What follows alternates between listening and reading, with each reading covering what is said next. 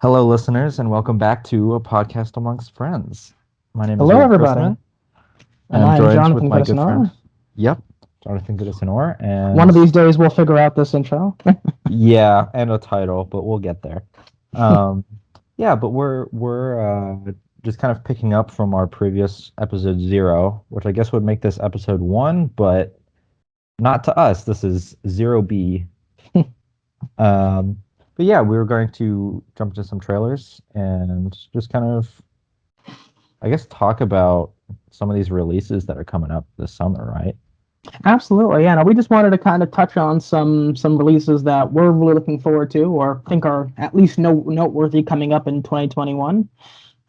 So yes, we'll get to as many of these as we can in today's episode. So without further ado, let's jump in to the very first title on our list, coming out on April 23rd, 2021, the new Mortal Kombat film. Mortal Kombat, very cool. I'll be honest with you, I wasn't terribly excited for Mortal Kombat when I heard that they were doing a new one. Of course, the original that came out back in the 90s, video game movies have historically been terrible. I mean, there's Awful. no, yeah, There's there's no there parsing words has about it. yet to be a good one Yeah, to there's no this day. parsing words about it. They have been really just by and large terrible. Um, And for the longest time, the original Mortal Kombat that came out back in the 90s was considered, of the terrible video game movies, one of the best. That was one of the few that kind of was kind of smiled upon as at least being faithful to the game it was based off of, and just a good time. It was silly, it was nonsensical, but it was fun. It was a fun movie. And so, of as far as who stood on top of the trash heap of video game movies, it was always that original Mortal Kombat film. And I think that, lately in the past few years, we've gotten some video game movies that have gotten a bit better. The Tomb Raider from a few years ago, apparently that was decent. A lot of people liked Sonic the Hedgehog from 2020. That Um, yeah, yeah. And so, they've taken baby steps in a more positive direction. Um, and Yeah, this one looks good. I mean, there's no two ways about it. I'll to me it looks fun. It Mm, looks like it would be very entertaining, but from like yeah, a writing filmmaking standpoint, I don't know if it's actually going to be that good. Or yeah, I don't think it's going to be smart. no, no, I think it's just going to be like a brawl fest. And like, if that's what people want to pay to see, then that's fine. But um, the Sonic movie, I haven't actually watched that, but I've seen clips from it, and it's like, I've heard that it's done well, and I think that's because while it was based off of a video game, mm, obviously the Sonic franchise, it still had a relatively original story. yeah, And for me watching the Mortal Kombat trailer, when it first opened and it was like, oh, there are these people with different abilities, and we heard about this tournament, I was thinking like, oh, this could be like a really cool adaptation where it's like, mm, there's these kind of weird soldiers coming out of, whatever countries, and maybe it's like Mortal Kombat meets like an espionage film. Um, absolutely, and then they dove right back into, it's just a tournament. People were born to be in this tournament, and like yeah, fate is bringing them into a tournament, which that's not really how tournaments work. So yeah. I don't know No, that, but that was my impression. oh, definitely, definitely. It's Mortal Kombat definitely doesn't have much to offer if you're looking for high art in your in your movies. As you said, it's going to be dumb fun, and I think it's okay because when these, especially video game movies, when they try to punch above their weight, they always fly. They always fall on their face, 100% of the time.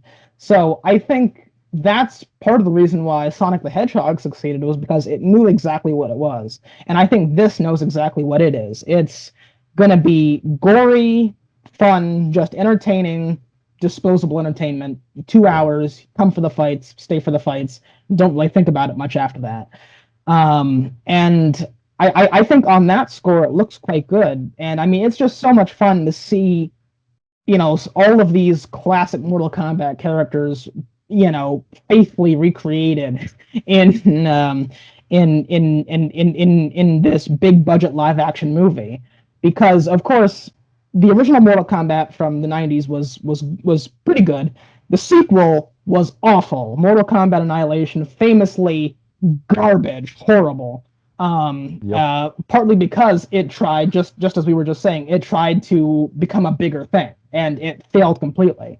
And so I think that when you just keep the formula simple, keep it to Scorpion and Sub Zero, and these other great characters too, like Jax and Goro and Liu Kang and Raiden. I mean, like just these characters that people have loved for decades.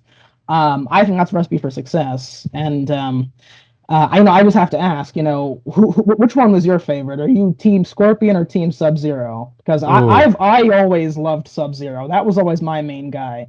yeah. Um, I mean, they're both so iconic.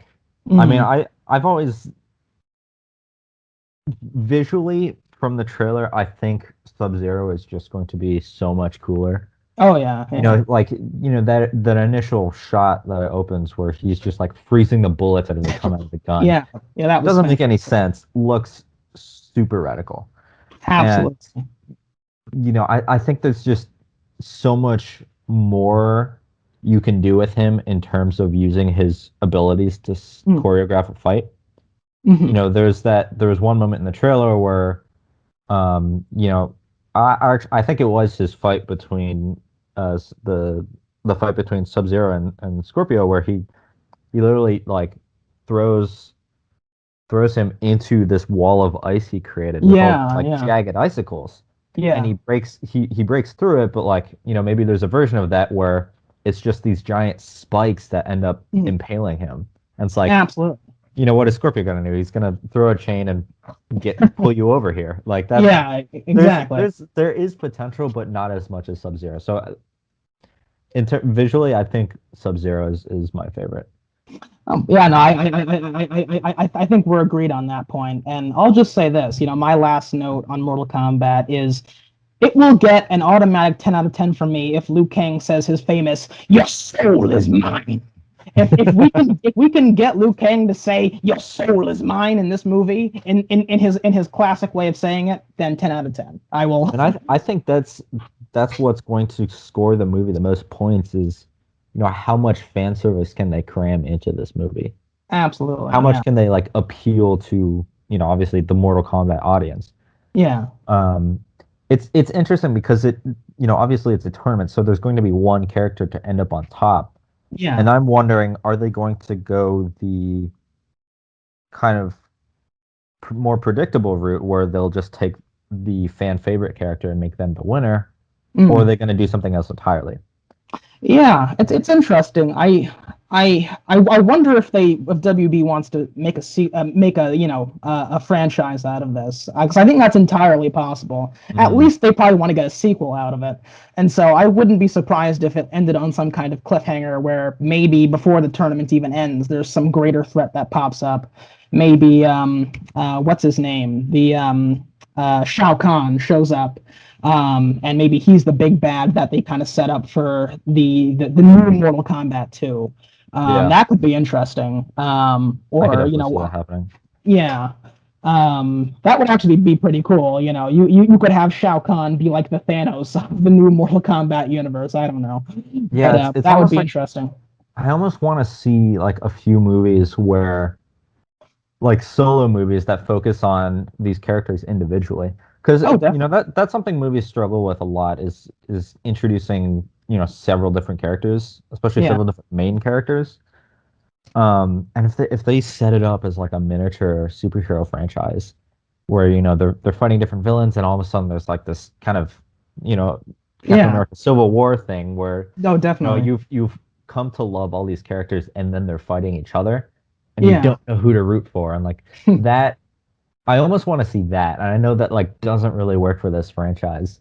Right. Uh, but It would be very cool. yeah, and just Absolutely. seeing like powered people with special abilities and superpowers, and just when the types of fights you can have between them is always really cool. Oh, definitely. It could almost, maybe this is a bit of a stretch, but I mean, it could almost be like WB's chance to have like an X-Men type thing where you've got this huge roster of people with their own unique little powers and abilities, and you can just reach into any one of the corners of this universe to kind of tell a unique story and kind of have it be a stand-in for something else. I think that could be really interesting. And I'm sure they would like that too because they've really made a mess of their DCEU. So this could be like their chance to kind of Yeah, like have that kind of thing, but not have it be strictly a comic book affair. So I think there's potential there. I really do.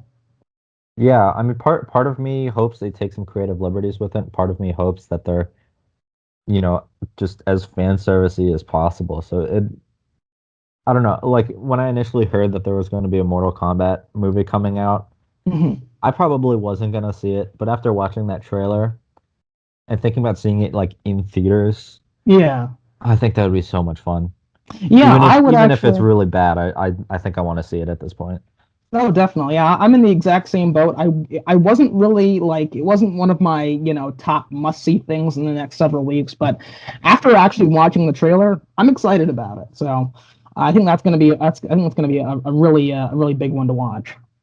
But yes, so I guess Yeah, now's what's our next one? now's the good times I need to mention our next film, which is coming up on June 4th. The Conjuring, The Devil Made Me Do It, Ooh, also yes. known as The Conjuring 3.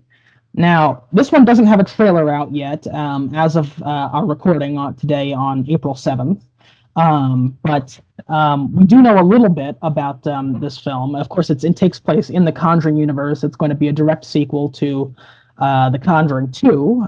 So it's not going to be, tying into the Annabelle spin-offs. And essentially, I can pull up the synopsis here. Essentially, what we have is another paranormal mystery and being investigated by Ed and Lorraine Warren. It starts with a fight for the soul of a young boy, and then takes them beyond anything they'd ever seen before to mark the first time in U.S. history that a murder suspect would claim demonic possession as a defense. That's directly Whoa. from the movie synopsis. So, of course, we haven't seen anything from this yet, so there's not too much we can comment on at this point. But um, I'll say this: I don't know about you. I'm not really a big horror movie guy. I mean, are you a horror fan?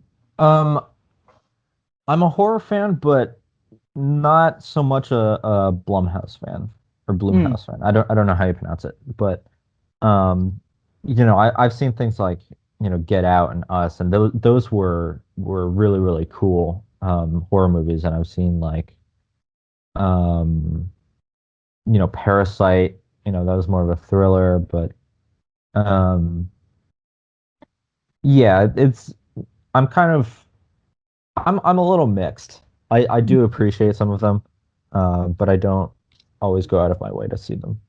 yeah, and just to clarify for anyone who might be listening, Conjuring 3 is actually WB, and not it's not a Blumhouse production. Is it not? Um, I thought the Conjuring series was. no, actually, it's produced by WB Production and New Line Oh. Cinema. Yeah, which I share your hesitancy about Oh. Blumhouse because Blumhouse is really mixed. I mean, it can be they've put out some very good stuff and they've put out some real stinkers. Yeah, I've never been a terribly big horror guy myself. It's never been a genre that I've gotten um that's ever been one of my go-tos. I'm a bit of I'm a bit of a scaredy cat myself. I tend not to be too interested in those kinds of movies, but I did really appreciate what the original Conjuring did. The original Conjuring, it was really well produced, and this is what's pretty rare amongst horror movies because we get a lot of very cheap kind of thrown together horror movies, Yeah. but The Conjuring was very well acted, actually. And what I liked is that they put some real talent behind it. You have Vera Farmiga and Patrick Wilson playing, Lorraine and Ed Warren. And those are legit people. Those are people that are really, solid actors. And you had James Wan behind the original Conjuring, I believe behind the original two Conjuring films.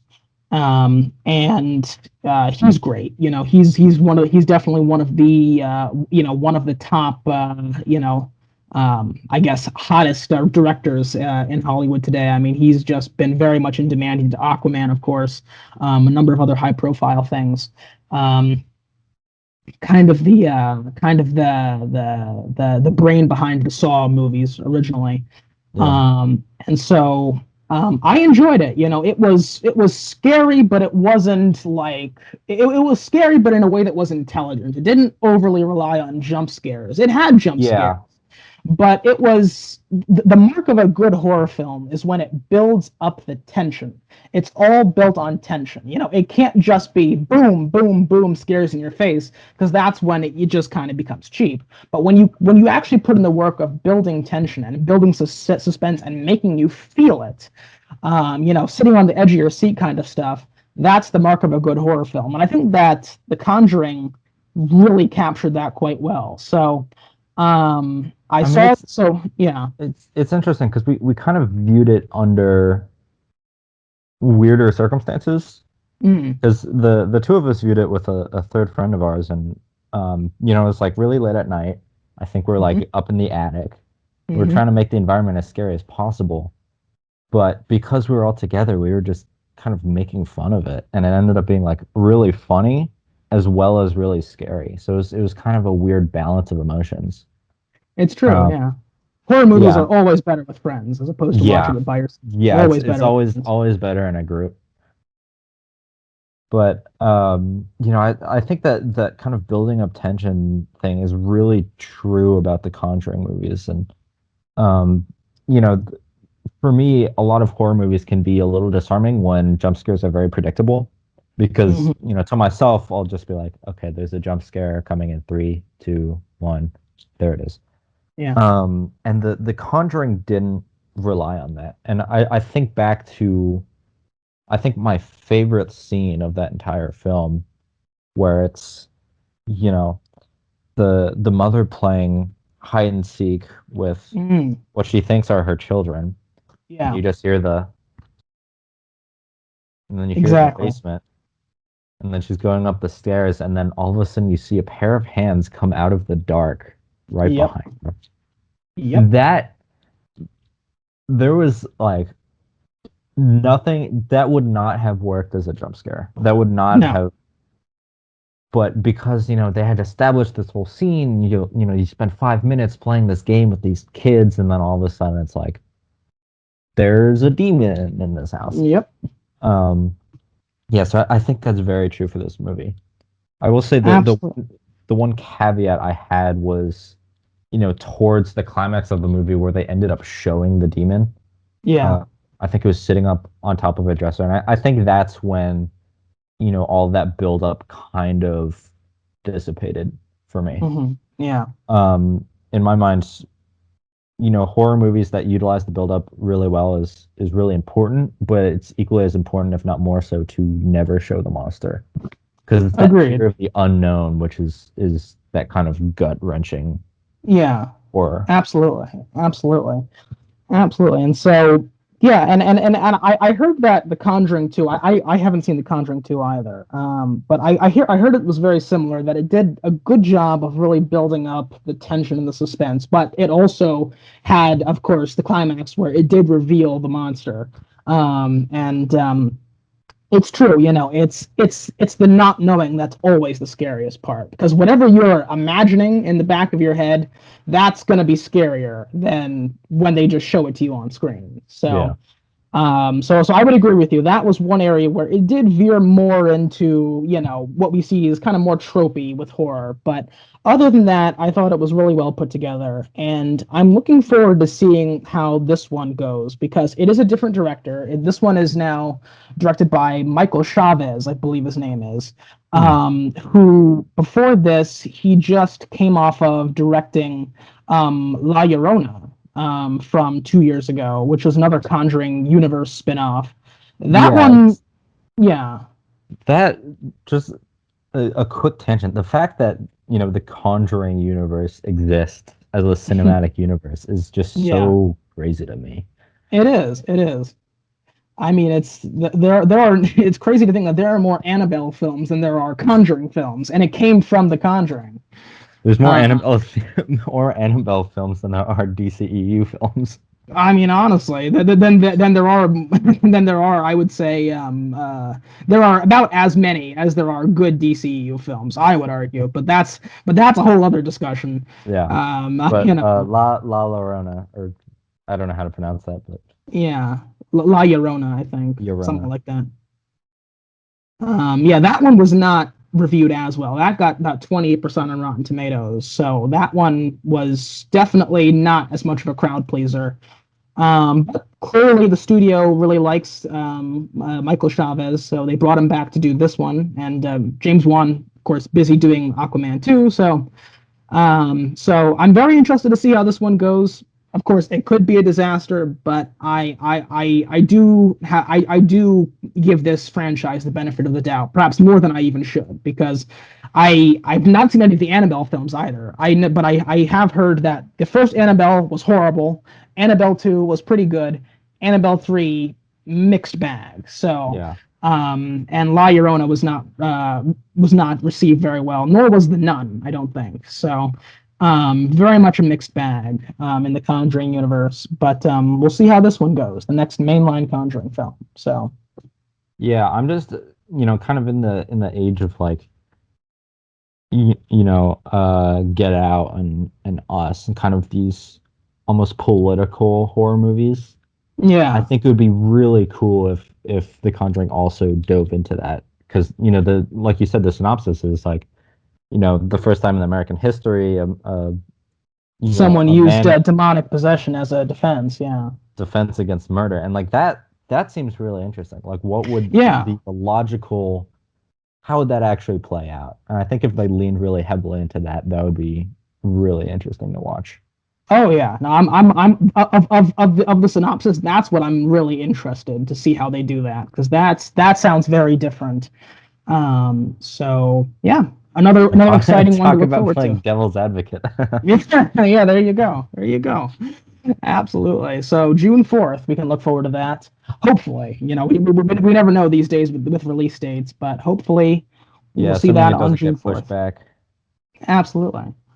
So that leads us into the next film that we wanted to touch on June 25th, Fast and Furious 9, or Fast and Furious stylized just 9. F9 is as it is stylized. Why is it Um, not FF9? Is it just Fast uh, 9? But it's like Fast and yeah, Furious. Like it, I don't know. yeah. The naming conventions in the Fast and Furious franchise are such a mess. You went from the Fast and the Furious to Too Fast, Too Furious to Fast and Furious Tokyo Drift to Fast Five to Fast and Furious Six. So now no more to just Furious Wait. What Seven. happened to 4? That's just Fast and Furious. So What? yep. So we went from Tokyo Drift to Fast and Furious, which is the Fast and the Furious 4. And then we went from that to just Fast 5 to Fast and Furious 6 to just Furious 7 Oh my to the God. Fate of the Furious. And now To Hobbs and Shaw. yeah, well that's a spinoff. And then now we're not even doing words anymore. It's just F9. F9. So, Yeah. yeah. So it's a mess. But um, do you want to break to watch the trailer, or do we think we Um, already know enough to comment on this? Because ultimately, it's a Fast and Furious film. So yeah, I mean, I don't need to rewatch the trailer. I don't think it would hurt, but I mean, it's one of those like like you said, it's a Fast and Furious movie. There's not much to say about it. I mean, I've seen the last few.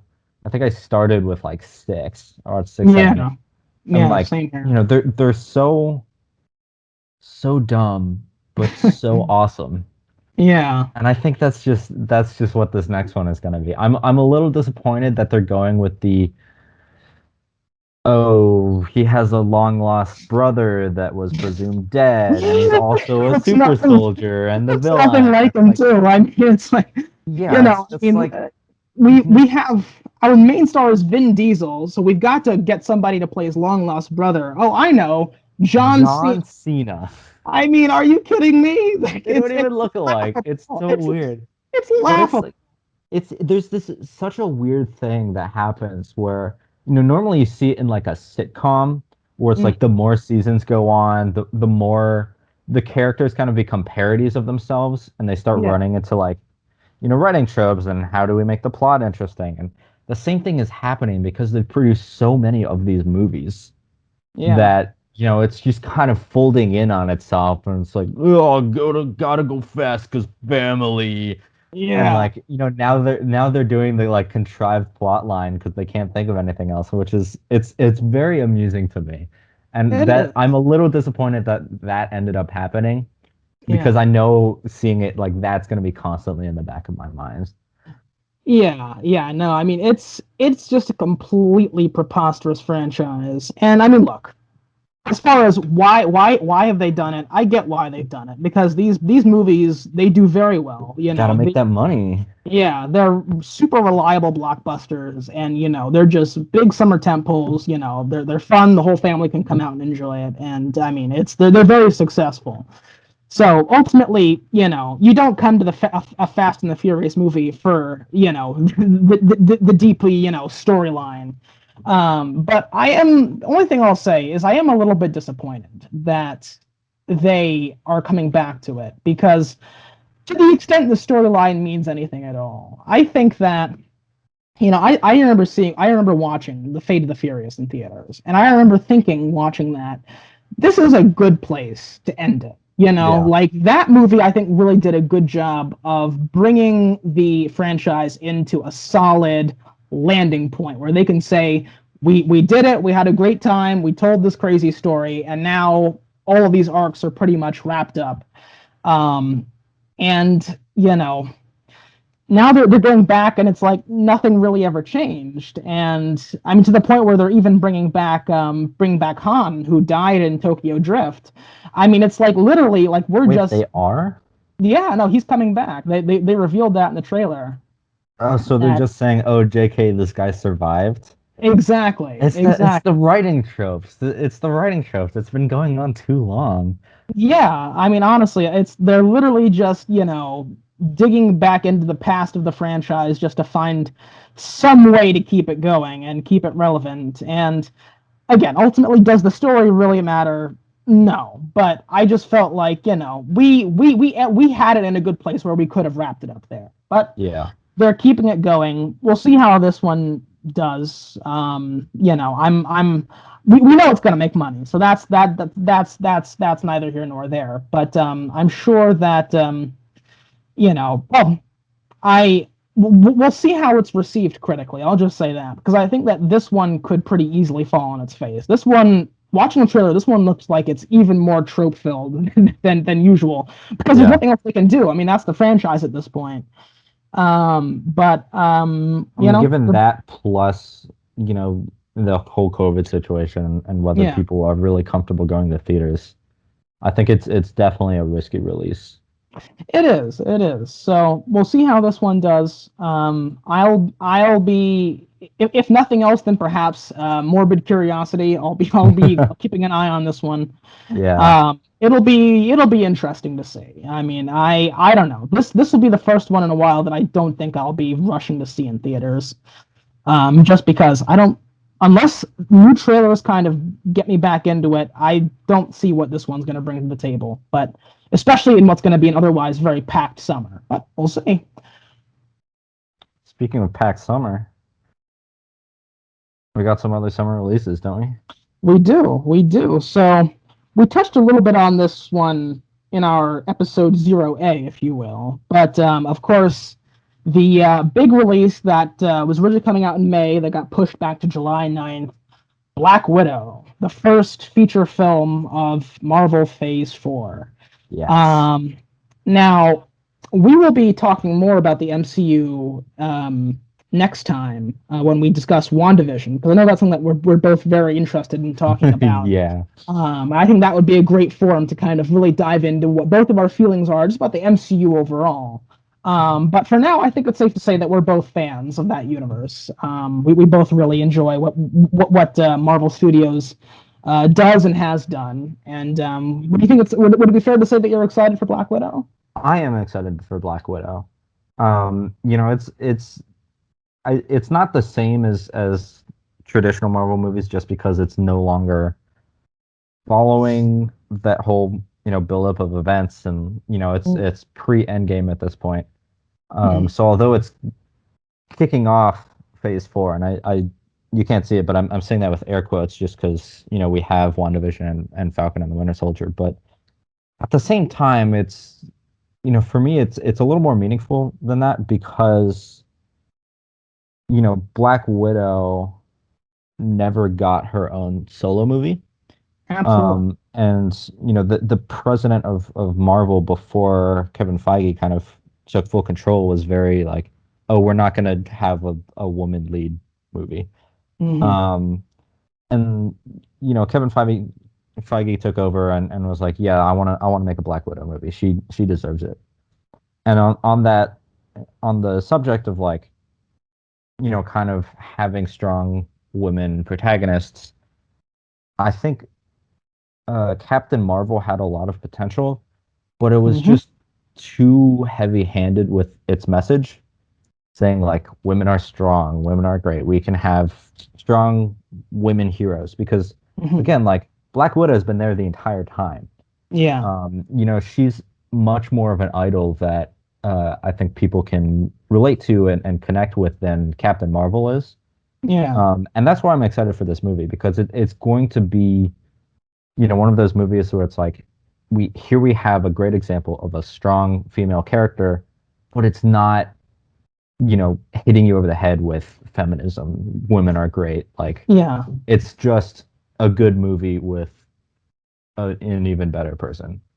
Absolutely. Yeah. I mean, don't even get me started on Captain Marvel because we've talked about this extensively Yeah. before. And I mean, that's, I don't want to, if I start going off on Captain Marvel, we'll exhaust the rest of the time here that we want to get to some of the rest of these movies. But I'll just say this, just to compliment what you said about Captain Marvel because I absolutely agree. I was so looking forward to Captain Marvel. A couple years ago, I kind of had a little renaissance of getting back into reading comics. Yeah, Yeah, you've jumped into like the actual Civil War physical yeah, comic books, yeah, which is something I, kind of always wish I had the opportunity to do. And yeah, you yeah. you There was fell in a love with the character. I did. I there was a period of time a couple years ago when I just kind of, I had enjoyed reading comics growing up. I loved the Spider-Man comics and the X-Men comics, and so a few years ago I kind of got back into it and was reading some of the more well-known Marvel storylines and. I really am a big fan of the Carol Danvers character. I think that back in 2012, when Carol Danvers, who was formerly Miss Marvel, took up the mantle of Captain Marvel, in that revamp of the character, I thought that was great. I mean, because she's awesome. She's this fighter pilot badass who's essentially like on a near Superman level, flies across the universe as essentially like a space cop. Like it's Yeah. awesome. I mean, it's like that's a really cool character, and so I thought brilliant. I mean, so many people, especially young girls, reading the Carol Danvers Captain Marvel run, found a lot of inspiration in that character, and I could see why because I mean that was a really cool way to kind of level up that character and bring in more female comic book readers. And so when I saw they were doing Captain Marvel movie, I said, well, that's going to be that's great. I can't imagine a better person to have your first female led MCU movie. And Captain Marvel just missed the mark in so many ways. It had so much potential, and you could see what they were trying to do, but it just completely squandered, I think, what they could have done with the It's just material that they kind of had. mean for Yeah, no I reason. mean, yeah, the writing was very flat, the direction was very flat, and I think that was a big part of the do. I think that's a big part of the reason why is because there were two directors and like five writers on the film.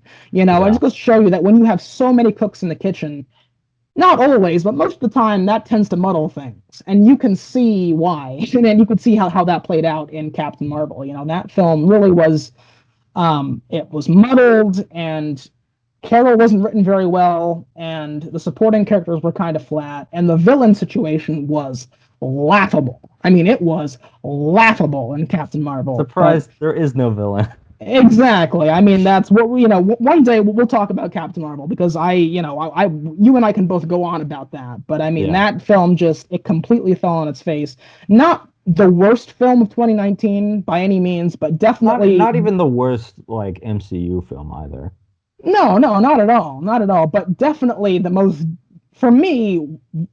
Well, I can't say that because The Rise of Skywalker is probably the most disappointing film of 2019. Uh, But it's Another up episode. there. Another save Yeah. it for the podcast. Yeah, yeah, it's up there in terms of disappointing films of 2019. And so, anyway, back to Black Widow. People, of course, fans have been adamant about wanting to see a Black Widow film ever since. I mean, not even Avengers, Iron Man 2. People have been saying this character Yeah. is awesome. We Yeah. want a Black Widow film, and I think it's fantastic that it's finally happening because this is a character that we have been with ever since 2010. I mean, she has so much goodwill with the audience, and And just also just Scarlett Johansson in general is just, oh my God, she's she's wonderful. fantastic. Oh yeah, she's absolutely fantastic. So now that, of course, her arc has quite literally come to an end in Avengers Endgame. Now, this is I a good guess you could say opportunity to. she's hit rock bottom. Yeah, yeah, yep. That's yeah. There you I go. was I'm, gonna I'm, say. I'm, I'm glad one of us said it. But yeah, now we can go back and fill in the gaps of stuff that we don't know about her character. And from what we've seen, it looks good. It looks like a solid Marvel movie. Just like all the rest of them. So, very excited. I think David Harbour's character as Red Guardian. I think that's going to be a lot of fun. You could tell that Yeah. he's having a lot of fun with that. Yeah. Yeah, just yeah, I'm looking forward to it. I think it's going to be good.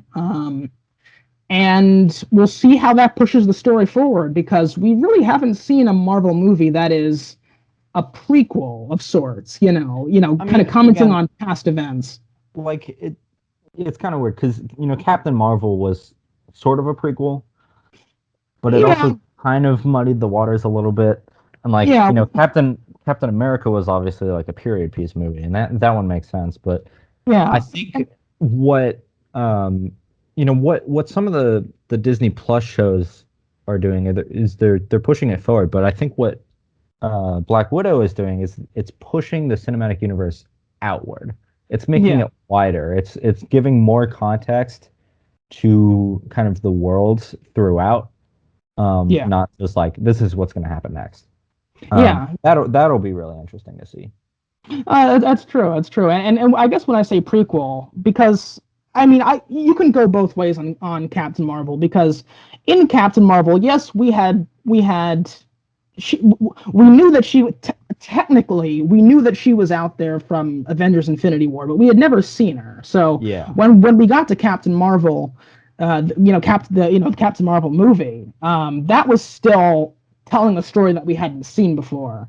Whereas well, of course, with Black Widow, we know for a fact where Black Widow's story ends. yeah, So, that is truly commenting on events that, they inform what happened before, but they don't inform where we're going at all.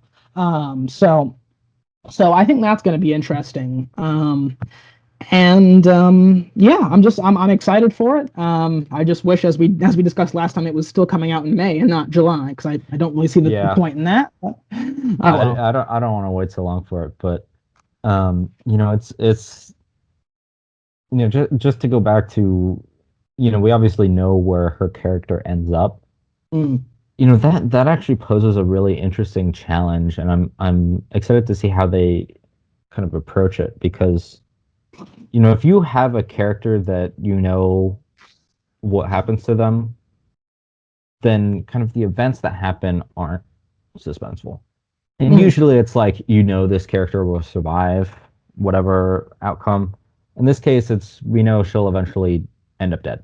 yeah, So, her being in danger in this movie is not going to really be a shock. We're not going to be worried about her. And that's yeah, why I think it's really cool that they're, going back to kind of the Red Room and her family and friends. And it's going to be more about her struggling with her own identity and yeah, protecting the people she loves. And definitely, my prediction is that's where the tension is going to come in. definitely, 100%, 100%. So with that, I think we can proceed to the next film we wanted to talk about, July 16th, just the next week. Space Jam: A New Legacy, starring LeBron James. Oh, yeah. So I love the original Space Jam. That was one of my favorite movies growing up. I always loved the Looney Tunes. I was a huge Looney Tune fans. God, yeah. Well, my mom, you might know this. My mom used to drive a Volvo. One of the ones where it was like a Volvo SUV that had little screens on the seat back. Oh, you had Where, you had yeah, the little yeah, movie players in the back. yeah, the little movie player in the back, and I had this big like box set of Looney Tunes DVDs that I Oh used to man, watch in the back seat. that's And so so, oh yeah, so naturally, I loved Space Jam when I saw it, and became one of my favorite movies as a kid. And so now, a '90s staple once again being brought over into uh, the 2020s now, Oh and yeah, not even the 2010s. yeah, and we've both seen the trailer for this one. It came out just a few days ago, and I will say it looks good.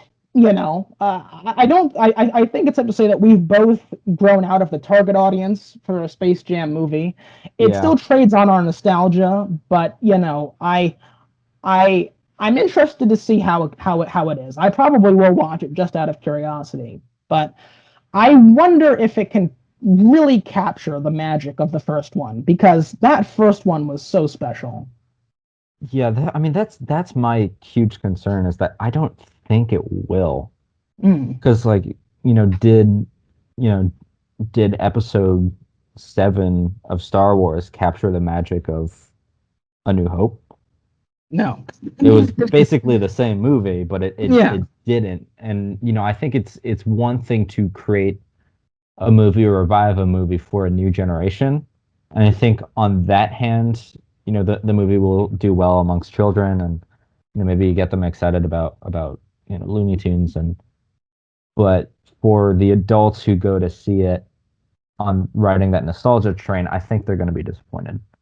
Yeah, I kind of got that impression. And also, I mean, maybe this was a trailer thing, and maybe it'll be different in the film, but watching the trailer, I was struck by how there really wasn't any illusion that any of the characters were aware of of the events of the original Space Jam. Like they don't really, other than obviously the conceit is the same, obviously basketball megastar gets sucked into the animated world and has to compete in the Space Jam against the Monstars, teaming up with the Looney Tunes. None of the characters commented on the fact that all of this has happened before, except it was Michael Jordan. And I thought Yeah. that was interesting. I was almost wondering, in I this mean, movie, did that happen or? it's my understanding is that it's not a sequel, it's a reboot. Yeah, which I would really be kind of disappointed if that's the case because it's not like it matters. Like, you can still have the original Space Jam happen and just have the same situation, but this time it's LeBron James. And there's no story use in wiping the slate clean. So I hope they don't do that. But it seems like maybe they're going in that direction, in which case I think that would be kind of a mistake because, I Yeah. mean, this movie only stands to benefit from the goodwill of the original Space Jam. So why pretend like that never happened? That's my question. I think it's it's sad if they do that. I think it could have been really entertaining to utilize. Bugs Bunny is one of the greatest fourth wall breaking characters that we It's have, true. probably the oldest, if Yeah. really. Um, and they could have done so much if it was a continuation. Um, I don't know if it's just to reboot the franchise as well. Not it wasn't a franchise, but just to reboot that film, I guess, Mhm. for a new audience. I think that also plays into the use of CG instead of the traditional 2D animation, which is Yeah. also really sad that they're doing that. But um, yeah, I don't know. It's so much is changing, and I don't know that it's for the better. Yeah. We'll see. It's so easy to screw up. I mean, this could be worst case scenario. This could be like a Ghostbusters 2016 situation where Oh yeah, they slap a Space Jam veneer on it, but it's completely a soulless corporate cash grab essentially. I don't think it'll be that bad, but there's always that I mean, possibility. at So least that one was trying to be somewhat different, yeah, but but with uh, you with like the know, all female team, yeah. kind of tell a new story, whereas this is like the same story just with one different person. But Pretty much, yeah. So, yeah. Oh, yeah. We'll see. Fingers crossed that that one is okay. But yes. How about we proceed to the Suicide Squad coming out on August 6th? yeah, the return of James Gunn. Yes. So So this one. I'm confused about this one. Mhm. I asked you about this before, and I don't know if I really got understood the your answer, but is this you said that James Gunn confirmed that the events of the previous Suicide Squad movie occurred, Yes. they happened, but this is not necessarily a sequel.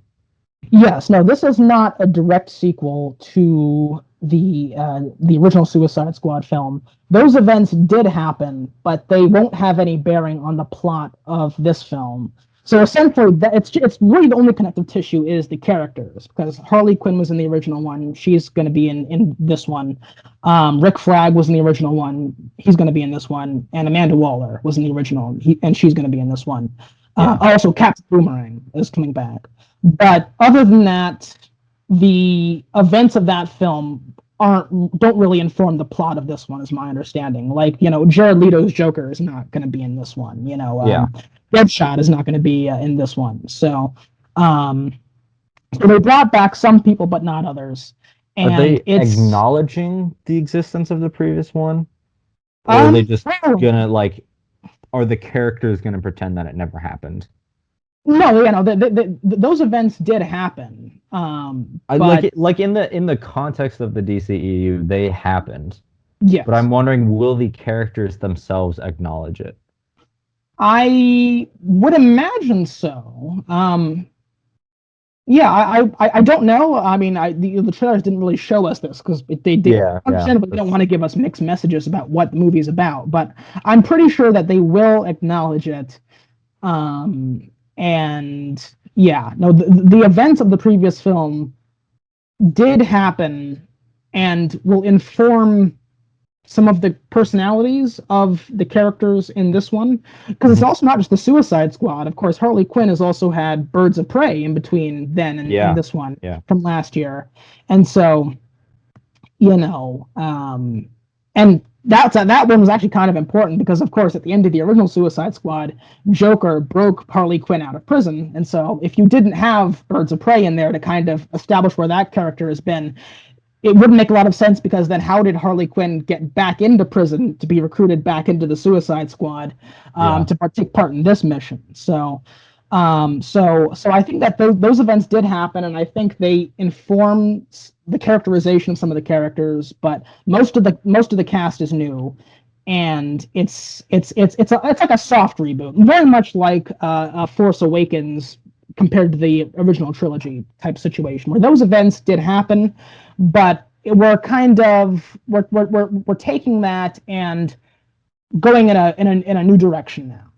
We're not Heavy we're air quotes on new direction, but yeah. I mean that's yeah. I mean of course it's kind of a tricky metaphor, but that's essentially my understanding of what they're doing with it. And from what I've seen, it looks excellent. I mean, this is like trademark James Gunn. There's so much like just zany, random, sharp writing, Guardians of the Galaxy energy coming off of this one, but even like dialed up to 11. Like this one, it looks like balls to the wall crazy.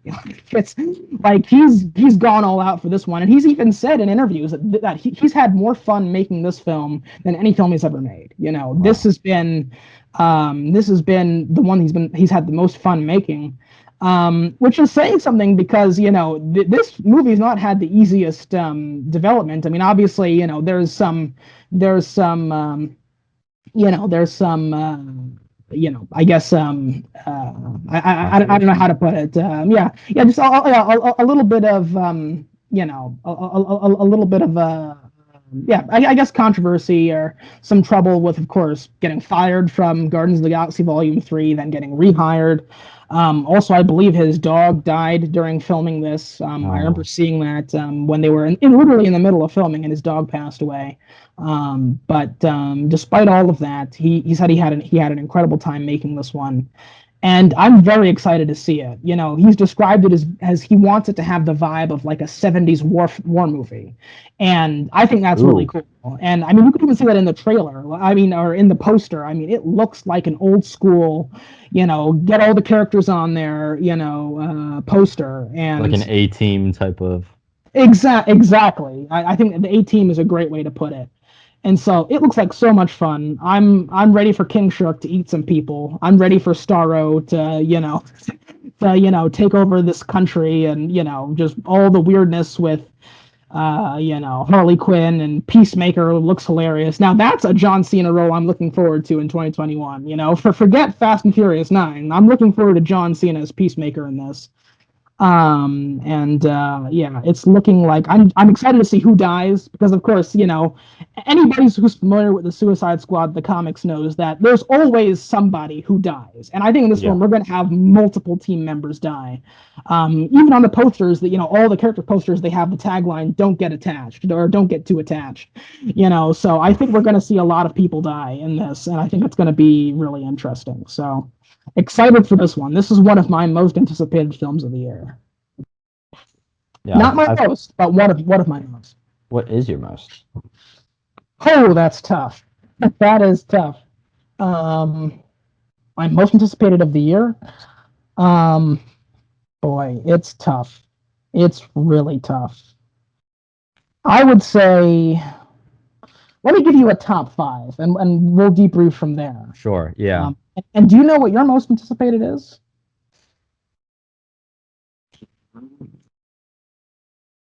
No idea. Okay. Well, let me give you my top five, and we'll see.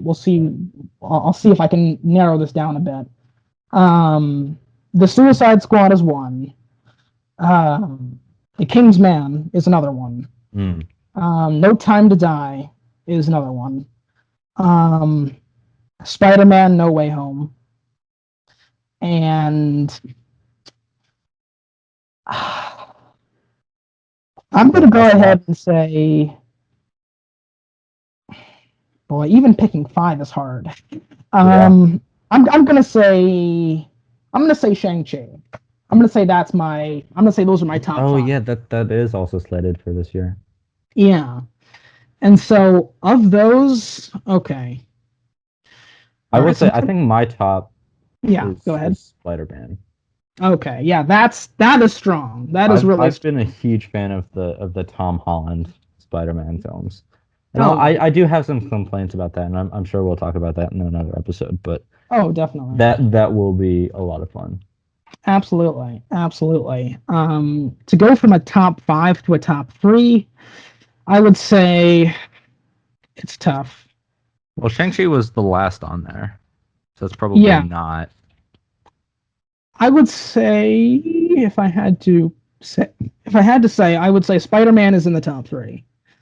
Um, No Time to Die, also in the top three. Yep, I can see that for you. And mm, um, I'll say that rounding out the top three.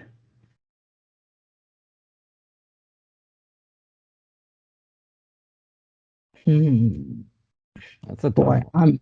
I'm. It's You between. think that you think that there's like been nothing going on COVID, and then all of a sudden you're asked to pick your favorite movies, and it's like, holy shit, there's a It's lot. impossible. Yeah, I mean, there's There's a so lot coming out. yeah, there's a lot of good stuff coming out later this year.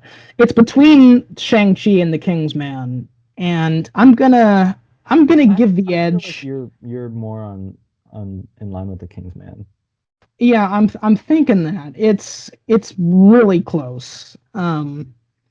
It's really close, but I'm gonna say, yeah, I'm gonna give the edge to the Kingsman just Yeah. by a hair, by a hair. Yeah, Um, I know you.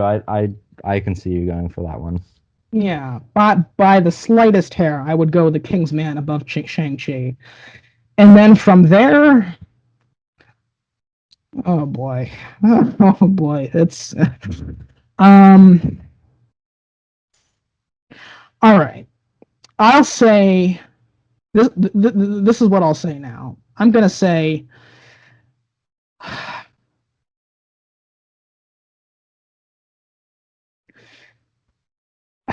I mean, God, this it's so hard. It's so hard to choose. It's impossible.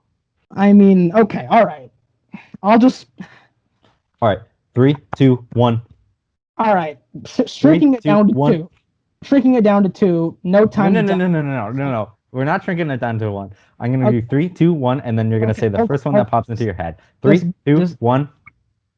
just hold on. Just give me a You second. son of a bitch. I gotta compute. I gotta do all the permutations here.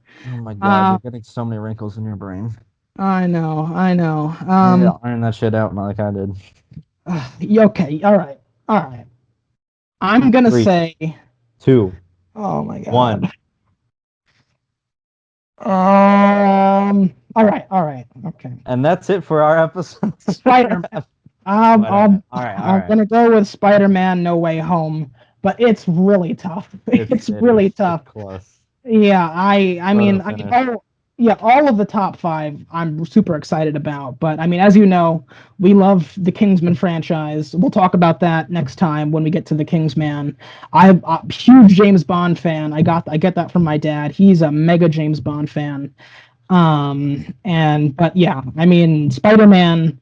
I mean, especially when we talk about, what they're planning for Spider-Man 3, it's crazy. I have my It's thoughts. I have my thoughts. We'll yeah. get that. We'll save it for Yeah. another episode. Yeah, so we'll save that for next time. But yes, well, something to look forward to, ladies and gentlemen. So, Yeah, we have a lot coming up. We are out of time for this episode, unfortunately, but um, as always, it's been a lot of fun. absolutely. A lot of thoughts to be had, a lot of things to thunk, Absolutely. and we'll see you next time. Absolutely. Reed, always a pleasure, and looking forward to next time. All right, take care, man. All right, take care.